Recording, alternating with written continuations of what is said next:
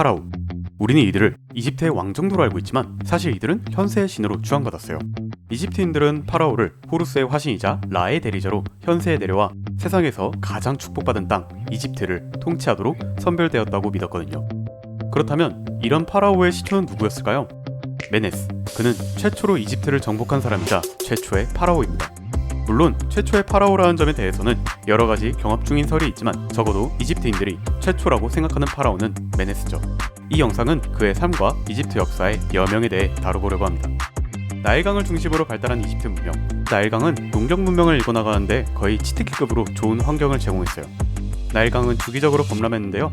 그 주기가 굉장히 일관적이었고 물이 빠지고 난 땅은 농사짓기에 너무나 적합해 별다른 노동력이 투입되지 않고도 많은 수확량을 확보할 수 있었죠. 역사가 헤로도토스는 나일강에 대해 거의 씨만 뿌리고 가축을 풀어 밟아두기만 하면 곡식이 스스로 자라는 정도라고 했어요. 상황이 이렇다 보니 잉여노동력도 많이 생길 수 있었고 이런 잉여노동력을 바탕으로 고대 이집트인들은 건축과 측량술, 천문학 등 여러 테크트리를 올릴 수 있었죠. 나일강 유역에는 문명의 발전에 필수적인 각종 금속들과 나무 등의 원자재를 구하기 쉬웠고 석재도 풍부해서 거대 문명을 일구기 좋았죠. 이런 사기급의 자연 환경에 힘입어 나일강에 정착한 사람들은 농경지에 물을 대기 위해 서로 힘을 모아 수로를 파기도 하고 반대로 상대를 견제하는 한편 자기 촌락에게 유리하게 수로를 만들기도 했죠. 그리고 이 과정에서 전쟁이 이루어지기도 했어요. 이렇게 연합과 전쟁이 반복되며 촌락이 합쳐져 부락이 되고 이것이 최초의 왕권으로 성장하게 되죠. 이렇게 형성된 부락 중에 비교적 큰 부락을 노모스라고 부르는데요. 일종의 도시국가로 보면 될 거예요. 그리고 노모스들 간에도 경쟁이 있고 전쟁이 있었죠.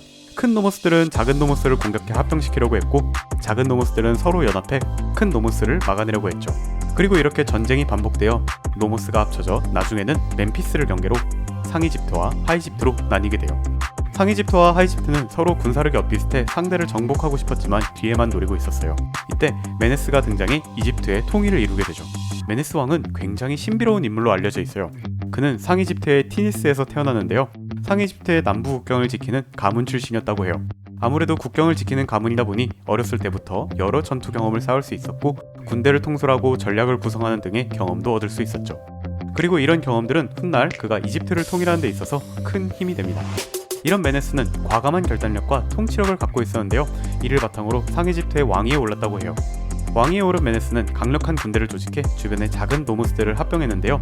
뛰어난 용병술과 전략을 바탕으로 차근차근 세력을 넓혀나갔죠. 그러나 전쟁이 계속되자 상이집트 사람들도 피로감에 시달렸고 합병된 노모스들도 자연히 불만이 있었죠. 상황이 이러자 반란이 일어나는데요.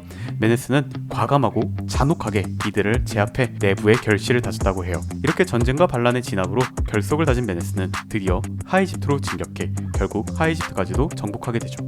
상이집트와 하이집트를 통일한 메네스는 이 둘의 왕관을 합쳐 하나의 왕관으로 만들었었고 통일 이집트의 최초의 파라오로 등극하게 됩니다. 메네스 왕이 이집트를 통일했지만 여전히 하이집트의 귀족들은 메네스를 신뢰하지 않았어요. 특히 나일강 삼각주의 비옥한 영토를 차지하고 있는 노모스의 귀족들은 여전히 많은 힘을 갖고 있었기에 상황은 상당히 불안했죠. 메네스는 이들을 잠재적 위협으로 놔둬서는 안 된다고 생각했어요. 이에 그는 두 가지 방법으로 문제를 해결했는데요. 이는 포용과 공포였어요. 메네스는 우선 반항하는 귀족들을 아주 잔혹한 방법을 사용해서 처단했어요. 그리고 이와 동시에 포용 정책을 활용했죠. 이를 바탕으로 민심을 확보하는 한편 자기를 적대하는 귀족조차도 포용하려고 노력했어요. 그리고 이 방법으로 주로 활용된 것이 바로 결혼 정책이었죠. 메네스는 나일강 삼각주 노모스의 공주를 아내로 맞이해 이들을 포용하는 정책을 폈어요. 지금의 시각에서는 어떻게 보면 당연한 것일 테지만 그때 당시에는 상당히 획기적인 방법으로 평가할 수 있을 거예요. 메네스는 또 상하이집트의 경계가 되었던 곳에 멤피스라는 도시를 세워 수도로 삼았는데요. 이 도시는 이후 수도가 테베로 이전되기 전까지 발전하게 되죠. 메네스는 백성의 삶을 개선시키기 위해 나일강을 활용한 사업도 펼치는데요. 우선 제방을 쌓아 홍수 시에 멤피스가 피해를 덜 받게 하였고 멤피스 이남에도 제방을 쌓아 수로의 물이 넘치지 않게 하여 더욱 효과적으로 농사를 지을 수 있게 만들었어요. 이렇게 메네스가 통일한 이집트에서 이집트인들의 사회는 빠르게 발전했고 이때 당시 만들어진 정치사회 기구가 거의 2000년 동안 지속될 만큼 매우 체계적이고 효율적이었다고 합니다. 2000년이면 예수님 탄생부터 비행기가 날아다닐 때까지인데 말이죠.